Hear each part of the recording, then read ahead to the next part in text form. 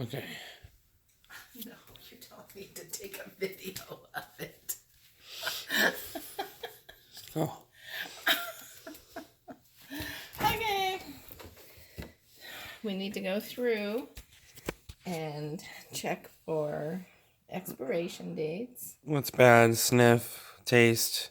Right, date, right. All of this has to come out, like go in the sink and the bottom's washed. And all these shelves have to be washed. But don't use... No, I'm just going to use just Dawn. No, use baking soda. Oh, okay. Because that Dawn would leave a soapy thing. Well, yeah. And this is food. So, Right. So, and I'd like to be organized in some way, like Juices in one area, like condiments in all the another. drinks on the bottom shelf. Right. I think all the drinks should be on the top shelf, but yeah. Well, yeah. Then, okay. And then all the condiments and Either stuff. one. I'll figure out a better system. But there's plenty to go in these shelves, and they Right. don't have to be taking up so much room.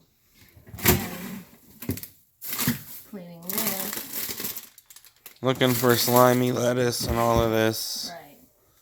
And then see, I mean, I did not realize it, but we're almost out of eggs. You know, those are the kind of things we need to... And the eggs need to be like up front because we use them a lot. Right. Like maybe on this shelf or something. Yeah. So... Probably use the dining room and glass table and stuff too. Well, Little placement. I always put things in here.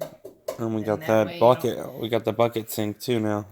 Right, but that way you don't have to carry it far and accidentally spill or drip or something. Right. So I just always put everything like in here and here. So, and freezer time. Freezer. I don't know. You might want to put these all in that one in the freezer. freezer. Right.